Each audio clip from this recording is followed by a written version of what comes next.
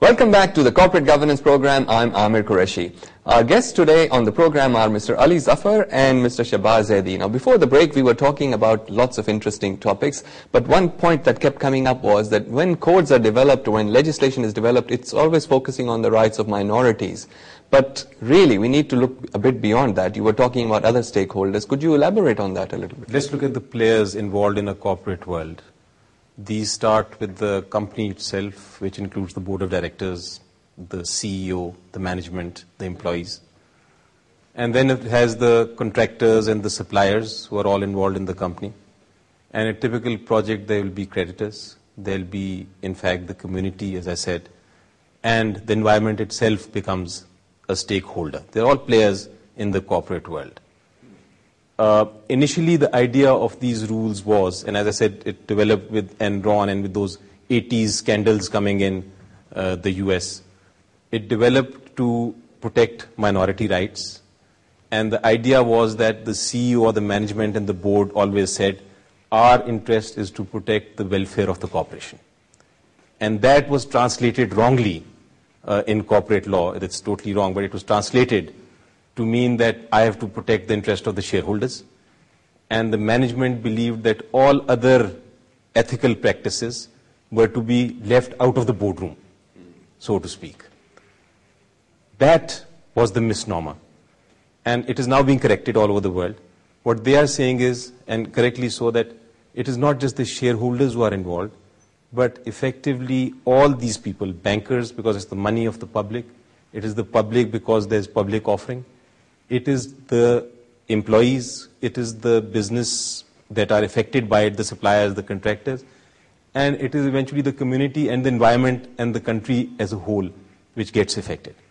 So at the time that these processes have to take place, at the time the corporate governance practices have to be incorporated within the company, they have to keep in mind in the decision tree, in the process, the ultimate stakeholder as well.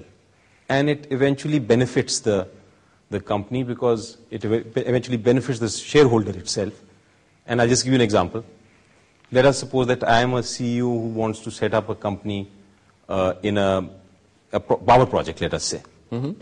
And I come to the conclusion that there are environmental laws, but I don't need to protect it totally. I don't need to put in the equipment because the law does not require me to put an equipment to that extent.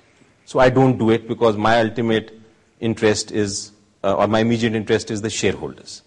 In the long term, however, the government will come to the conclusion that the environment is being affected and they will require the company to put in the necessary equipment, which at that time may cost the company much more. Yes. In addition, there could be environmental claims against the company. So the CEO who is, or the management that is not keeping the interest of the stakeholders in mind will ultimately cause loss to the company. Yes, one of the things we've been saying in this program is good corporate governance is in fact good business. There is a business case for good corporate governance. Mr. Shahbaz Zaidi, we were talking about the code previously, and you mentioned that any laws or updating of the code needs to take into account Pakistan's unique business environment. Could you please elaborate on that? Yes, the Pakistan at the moment, there are three kinds of businesses which are running in Pakistan. One is the listed companies, and within listed companies there are two categories. One are, we can say, actually corporate enterprise where the shareholders are varied, like PSO, OGGC. But the other kind of listed companies are those where the majority shares are held by families, the families. And then there are companies who are not only SME, but they are reasonably large businesses who are there. At the moment, the code applies only on the listed companies. So let us talk on that aspect only. In that aspect, it was generally perceived that the corporate governance is actually, as the First has rightly said, for the minority interest. But in Pakistan perspective, I put it otherwise.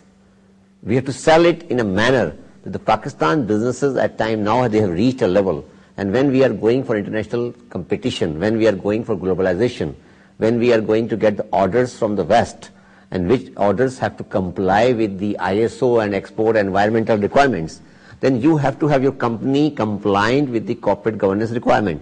So it is the need of the business itself. It's a business case that you have to have underlying concept of corporate governance is that an ownership and the management is not the same, it is divorced. So ownership has to facilitate the management, and management has to facilitate the ownership. So when the ownership has got capability and the capacity to oversight the management properly, then that is what corporate governance is. So the Pakistan businesses now they have reached a level where they need a corporate governance per se for them.